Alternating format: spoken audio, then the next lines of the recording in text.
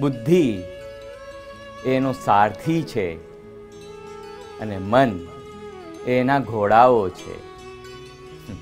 દાઉ, છેલ્લે પાંડવોએ જ્યારે અશ્વમેઘ યજ્ઞ કર્યો ને ત્યારે મને મોકો મળ્યો હતો કે હું મારા સંતોને, મારા ભક્તોને હું જાતે પીરસું, એમને જમાડું, એમના આશીર્વાદ લઉં. દાઉ, એક ભેદની વાત કહું, ત્યારે મને સંતોના પતરાવાળા ઉઠાવવાની સેવા મળેલી. એ મારા જીવનની સૌથી ધન્ય પળ હતી જ્યારે મેં એ સંતોના પતરાવાળા ઉઠાવ્યા. એ મારા સંતોને મેં હાથે જમાડ્યું, એના આશીર્વાદ લીધા. એના પછી આ યુગો પછી મને આ પાછો એક લહાવો મળ્યો કે હું મારા ભક્તો સાથે બેસું, એને જમાડું, હું એની સાથે જમું.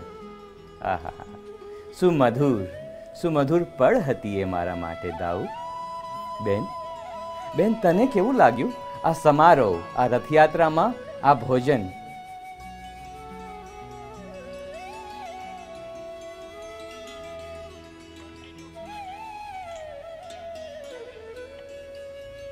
બેન, આ વર્ષો પછી આ રથયાત્રામાં મને સેવા કરવાનો મોકો મળ્યો.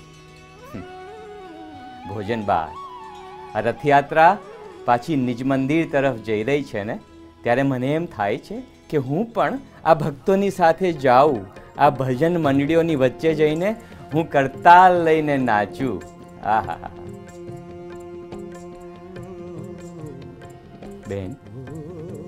બેન, તને આ રથયાત્રા, આ ભોજન, એની આ ભજન મંડળીઓ, આ મલખમના દાવો, આ પહેલવાનો જે કરતબ બતાવી રહ્યા છે, એ તને આનંદ તો આપે છે ને બહેન?